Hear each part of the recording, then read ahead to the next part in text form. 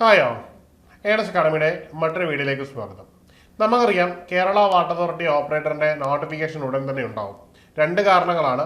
ഒന്ന്, അതിന്റെ നിയമനങ്ങൾ, അതായത് വേക്കൻസികൾ റിപ്പോർട്ട് ചെയ്യുന്നുണ്ട്.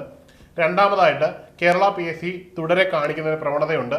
ഏതൊരു എക്സാമിനേഷന്റെയും റാങ്ക് ലിസ്റ്റിന്റെ കാലാവധി 3 വർഷവും 3 വർഷം തീരുമ്പോൾ അടുത്ത ദിവസം പുതിയ റാങ്ക് ലിസ്റ്റിന്റെ നിലവിൽ വരികയും ചെയ്യുന്ന ഒരു പ്രവണതയാണ് നിലവിൽ PSC എല്ലാ എക്സാമുകളിലും കൃത്യമായി പിന്തുടരുന്നത്. മാത്രമല്ല, എക്സാമിനേഷൻ വളരെ സിസ്റ്റമാറ്റിക് ആവുകയും നോട്ടിഫിക്കേഷൻ വന്ന ഏതാണ്ട് മാക്സിമം 6 മാസത്തിലുള്ള എക്സാമിനേഷൻ കഴിയുന്ന ഒരു രീതിയും കാണുന്നുണ്ട്. ആ ഒരു ഘടകങ്ങളൊക്കെ നമ്മൾ പരിഗണിക്കുമ്പോൾ ഈ പറയുന്ന ഓപ്പറേറ്ററിന്റെ എക്സാമിനേഷൻ കുറഞ്ഞത് ഒരു 2 മാസത്തിനുള്ളിൽ തന്നെ നോട്ടിഫിക്കേഷൻ വരാനാണ് സാധ്യത. അങ്ങനെ വരുമ്പോൾ ഈ ഒരു പോസ്റ്റിലേക്ക് നിയമന സാധ്യത എത്രത്തോളം ഉണ്ട് എന്ന് നമ്മൾ ഓരോരുത്തരും അറിഞ്ഞിരിക്കണം. അതനുസരിച്ച് നമുക്ക് പഠനം മുമ്പോട്ട് കൊണ്ടുപോകാം. മാത്രവുമല്ല, ഈ ഒരു ഓപ്പറേറ്റർ തസ്തികയിലേക്ക് ഇലക്ട്രിക്കൽ മെക്കാനിക്കൽ യോഗ്യതയുള്ള 2 സ്ട്രീമിലുള്ള ഉദ്യോഗാർത്ഥികൾക്കും അപേക്ഷിക്കാവുന്നത് കൂടിയാണ്. അപ്പോൾ ഇതാണ് നമ്മൾ ഇന്നത്തെ വീഡിയോയിൽ പ്രധാനമായിട്ടും വിലയിരുത്തുന്നത്. എത്രത്തോളമാണ് ഇതിന്റെ നിയമന സാധ്യതകൾ, അവസാനം നടന്ന എക്സാമിനേഷനിൽ എത്രാമത്തെ റാങ്ക് ലിസ്റ്റ് വരെ നിയമനം നടന്നു എന്നുള്ളതുമാണ് ഇവിടെ നോക്കാൻ പോകുന്നത്. അപ്പോൾ നമുക്ക് വിശദമായ വിവരങ്ങളിലേക്ക് പോകാം. ആദ്യമായിട്ട് അവസാനമായിട്ട് ഈ ഒരു എക്സാമിനേഷൻ നടന്ന കാറ്റഗറി നമ്പർ 211/2020 എന്ന നമ്പറിലായിരുന്നു.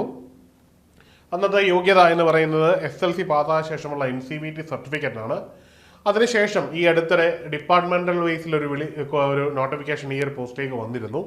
ആ ഒരു പോസ്റ്റിലേക്ക് വന്നപ്പോൾ അതിനകത്ത് കേരള ഗവൺമെന്റിന്റെ സർട്ടിഫിക്കറ്റും വാലിഡേറ്റഡ് ആയിട്ട് പറഞ്ഞിട്ടുണ്ട്. അതുകൊണ്ട് തന്നെ ഇനിയുള്ള നോട്ടിഫിക്കേഷനിലും അത് ഉറപ്പായിട്ടും ഉണ്ടാവും.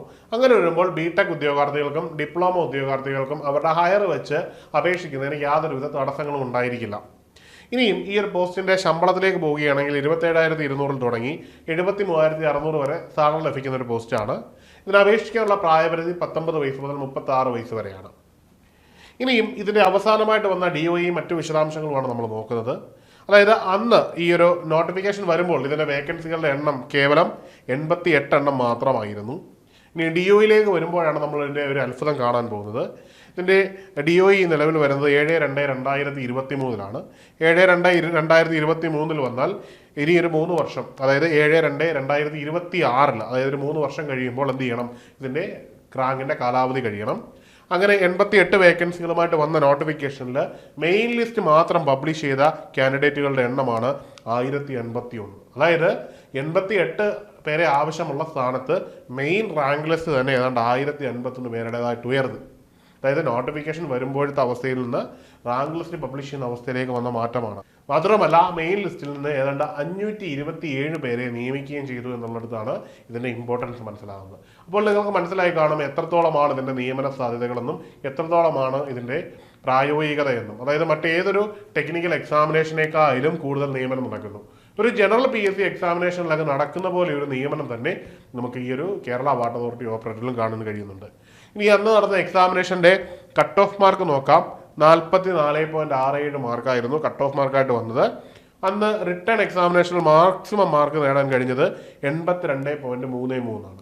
അപ്പോൾ നമുക്ക് മനസ്സിലാക്കാൻ കഴിയും ഏതൊരു ഉദ്യോഗാർത്ഥിക്കും കൃത്യമായിട്ടൊരു എഫേർട്ട് ഇടുകയാണെങ്കിൽ നല്ല റാങ്കിൽ തന്നെ എത്താൻ പറ്റുന്ന ഒരു എക്സാമിനേഷൻ ആണ് എന്ന്. അതായത് 44.67 കട്ട് ഓഫ് വന്ന എക്സാമിനേഷനിൽ 82.33 മാക്സിമം മാർക്കായിട്ട് പോകും.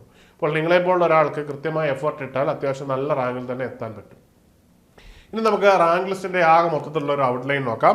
അതിലേക്ക് പോകുമ്പോൾ ഓപ്പൺ കാറ്റഗറിയിലേക്ക് പോകുമ്പോൾ 445ാമത്തെ റാങ്കുകാരന് വരെ അഡ്വൈസ് പോയിട്ടുണ്ട്. അതായത് നിലവിലെ മൊത്തം റാങ്ക് ലിസ്റ്റിൽ നിന്ന് 445ാമത്തെ റാങ്ക് ലിസ്റ്റുകാരന് വരെ ഓപ്പൺ കാറ്റഗറിയിൽ നിന്ന് നിയമനം പോയിട്ടുണ്ട്. EWSന്റെ കാറ്റഗറിയിലേക്ക് പോകുമ്പോൾ 500ാമത്തെ ആൾക്കും EWSൽ നിന്ന് അഡ്വൈസ് പോയിട്ടുണ്ട്. ഇനി ഈഴവ കാറ്റഗറിയിലേക്ക് പോകുമ്പോൾ 465ാമത്തെ റാങ്കുകാരന് വരെ പോയിട്ടുണ്ട് എന്ന് ഓർക്കണം.